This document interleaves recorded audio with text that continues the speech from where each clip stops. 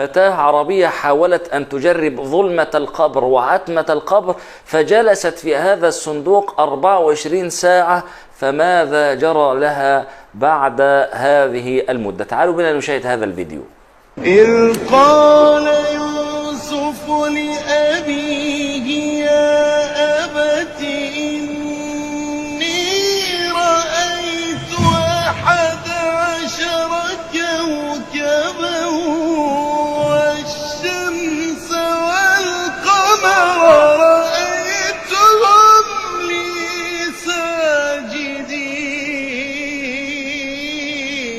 السلام عليكم ورحمة الله وبركاته. كما شاهدتم هذا الفيديو، لم تستطع هذه الفتاة أن تكمل هذه المدة، وهي تعلم أنها لم تمت وأنها ليست في قبر وإنما في صندوق معد لذلك، وأن الناس حولها في كل مكان. الغريب والعجيب أن الناس يعتقدون أن ظلمة القبر كظلمته وهم أحياء. يعني أنا مثلا الآن لو دخلت إلى القبر وجلست في ظلمة القبر، هل هذا هو الشعور، هو نفس الشعور الذي أشعره أنا حينما أدخل وأنا ميت؟ الجواب لا إطلاقا إطلاقا، مع أننا لا نستحمل ظلمة القبر ونحن أحياء الآن، لكن حينما تنزع الروح فإن الإنسان قد خرج من عالم الدنيا ودخل إلى عالم آخر وهو عالم البرزخ. يعني الميت لما يخش القبر اوعى تفكر ان هو بيبقى بقى طول المدة وطول سنوات فترة البرزخ وحياة القبر ان هو جالس بين الأربع جدران والباب بتاع القبر. إطلاقا، ينتقل الإنسان فورا إلى حياة أخرى. قال الله تبارك وتعالى: ومن ورائهم، من وراء هذه الحياة الدنيا، ومن ورائهم برزخ إلى يوم يبعثون. فالإنسان حينما يدخل قبره يدخل إلى عالم آخر وإلى حياة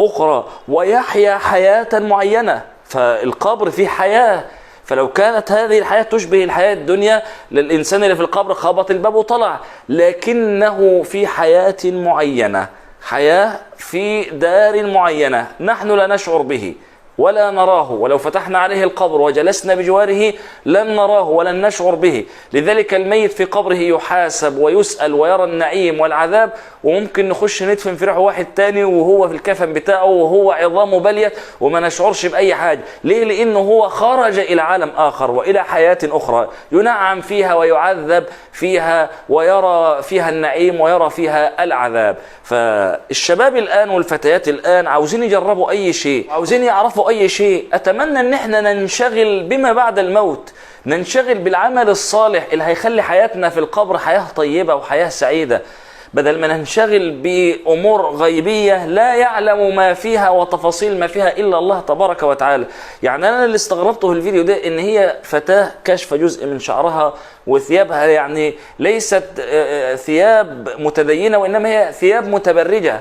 يعني أنت حضرتك بتجربي القبر ده، يعني المفروض يذكرك، مش ان احنا واخدينه مثلا شو اعلامي او ان واخدينه فيديو هيطلع ترند. اطلاقا، ده قبر يعني بيذكرني بنهاية حياتي، بنهاية الحياة الدنيا، بيذكرني بان انا سأقف بين يدي الله، بيفكرني ان انا هدخل ظلمة لوحدي. فبدل ما ننشغل بالمظاهر ديت ننشغل بالجوهر وبالحقائق، بالعمل الصالح، نبرأ ذمتنا من مظالم الدنيا، نقبل على الله تبارك وتعالى. شوف ايه الاعمال الصالحة اللي هتنفعني بعد موتي في قبري وحينما اعرض على الله تبارك وتعالى. فالقبر هو اول منازل الاخرة، فان نجا منه المسلم فما بعده ايسر منه، وان لم ينجو منه فما بعده اشد منه. انت في القبر يفتح لك باب الى الجنة فترى من نعيمها الى اخره كما قال النبي صلى الله عليه وسلم. فانت في القبر تعرف مصيرك يوم القيامة. القبر ده يعتبر حساب مصغر، تسأل عن ربك ونبيك ودينك.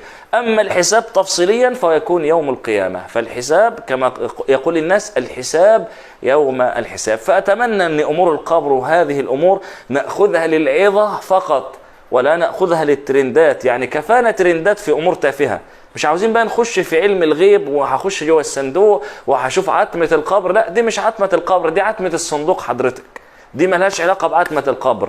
انت لسه في الحياة الدنيا، لكن القبر لما الانسان يموت ويأتيه الملك ويقبض روحه كده انتقل الى دار البرزخ والى عالم اخر، هيشوف حياة غريبة خالص. طيب ايه هي الحياة ديت؟ انا ما شفتهاش لان انا لسه ما متش وما اعرفش ايه اللي هيحصل فيها. لا نعرف عن الدار الآخرة إلا بالقدر الذي أخبرنا الله وأخبرنا رسول الله صلى الله عليه وسلم. فلا يجوز لأحد أن يتكلم في هذه الغيبيات إلا بدليل، لأننا وإنت ما حدش فينا شاف دار البرزخ ولا يعرف عنها أي حاجة إلا بالقدر الذي أخبرنا الله به، لأن رب العالمين هو اللي خلق دار البرزخ، والقدر الذي أخبرنا به النبي صلى الله عليه وسلم، لأن رب العالمين هو اللي أخبره. عالم الغيب فلا يظهر على غيبه أحدا إلا من ارتضى من رسول.